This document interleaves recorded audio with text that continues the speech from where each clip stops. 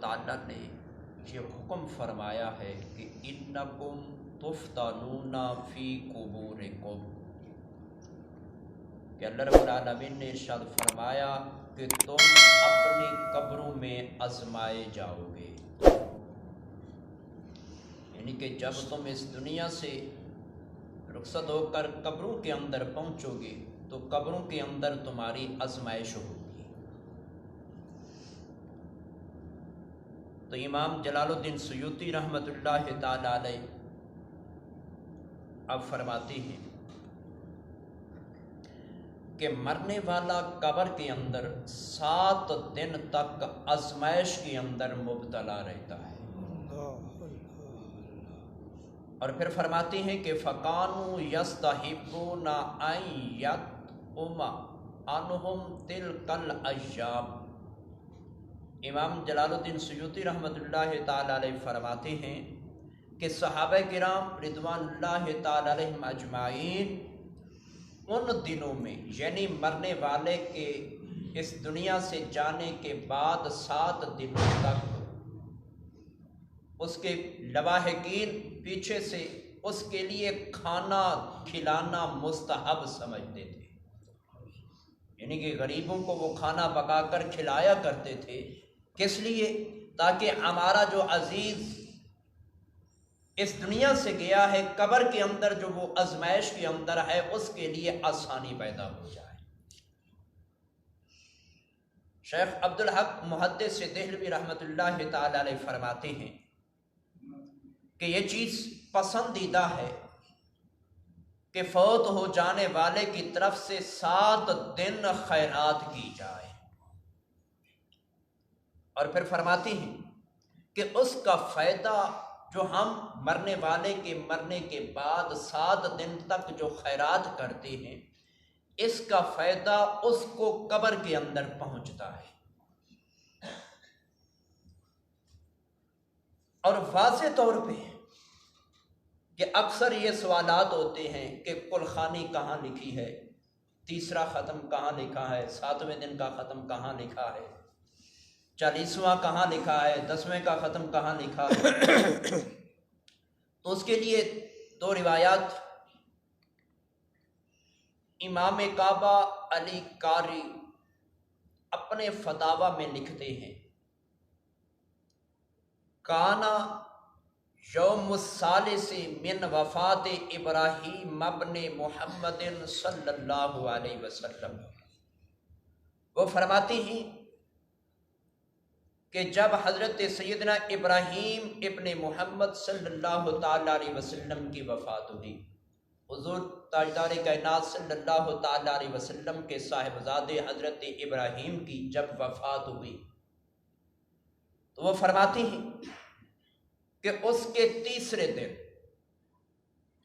پہلا دن بھی چھوڑ دیا، دوسرا بھی چھوڑ دیا، تیسرے دن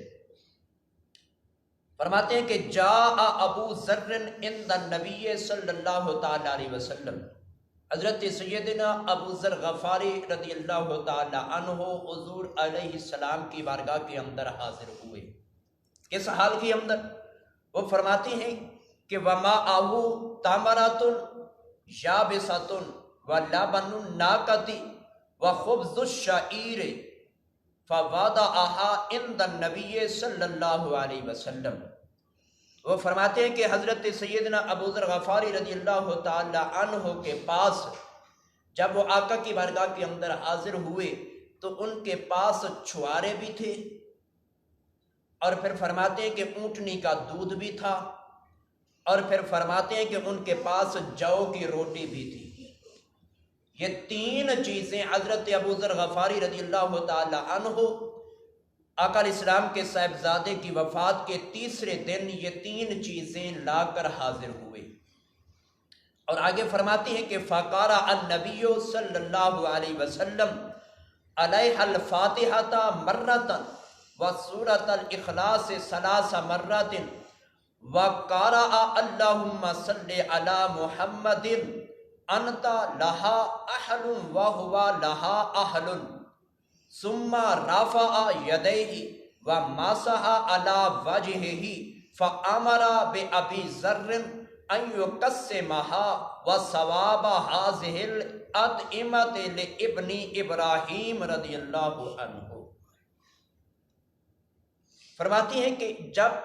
حضرت ابو ذر غفاری یہ تین چیزیں یعنی چھوارے بھی، اونٹنی کا دودھ بھی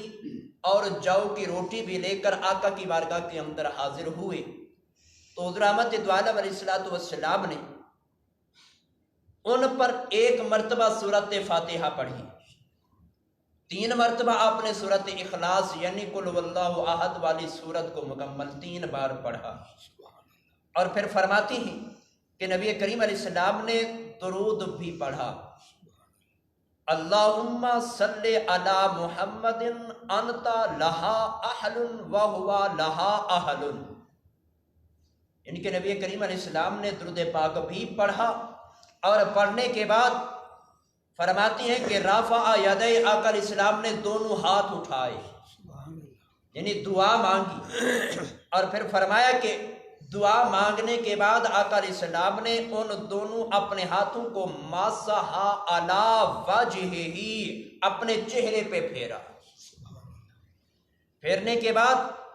نبی کریم علیہ السلام نے فامر بابی ذر، حضرت ابو ذر غفاری کو حکم فرمایا کہ ان یقسمھا، کہ اب جو چیزیں تم لائے ہو ان کو تقسیم کر دو، اور پھر فرمایا کہ ان کا ثواب میرے بیٹے ابراہیم کو اللہ رب العالمین پہنچائے، یعنی کہ کھانے کی چیزیں سامنے رکھ کر ان کے اوپر فاتحہ پڑھنا، قل واللہ پڑھنا، یا سورۃ یاسین کی تلاوت کرنا، یا قرآن میں سے کہیں سے بھی آیات کا ذکر کرنا، اور کرنے کے بعد ہاتھ اٹھا کر دعا مانگنا، اور دعا مانگنے کے بعد پھر وہ چیزیں تقسیم کرنا، یہ آقا علیہ الصلوۃ والسلام کی سنت مبارکہ ہے۔ سبحان اللہ۔ اور دوسری روایت مجموعۃ الروایات ایک کتاب کا نام ہے، اس کے حوالے سے لکھتے ہیں کہ جب سید الشہداء حضرت سیدنا امیر حمزہ رضی اللہ تعالی عنہ آپ کی شہادت ہو گئی تو حضور نبی کریم علیہ الصلوۃ والسلام نے ان کی شہادت کے تیسرے دن بھی، اور پھر فرمایا کہ 10ویں دن بھی، اور فرمایا کہ 40ویں دن بھی، اور پھر ان کے شہادت کے جب 6 مہینے مکمل ہوئے اس دن بھی، اور پھر آقا علیہ الصلوۃ والسلام کا یہ معمول رہا کہ حضرت امیر حمزہ رضی اللہ تعالی عنہ کے ایصال ثواب کے لیے ہر سال نبی کریم علیہ السلام صدقہ دیا کرتے تھے۔ اگر یہ چیز ناجائز ہوتی تو اللہ کا رسول نبی پیغمبر اس دنیا کے اندر لوگوں کے دلوں سے گناہ اور شرک نکالنے آتے ہیں، نیکی ان کے دلوں کے اندر وہ ڈالنے آتے ہیں۔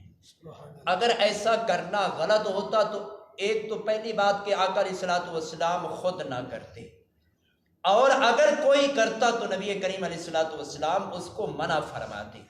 تو جب آقا علیہ الصلوۃ والسلام نے ایسا کیا بھی ہے اور حکم بھی دیا ہے تو اس سے یہ بات ثابت ہوتی ہے کہ ہمارا اپنے فوت شدگان کے لیے ایسا کرنا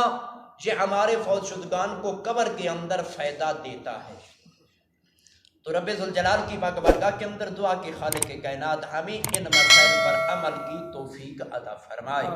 آمین۔ وآخر دعوانا الحمدللہ رب العالمین۔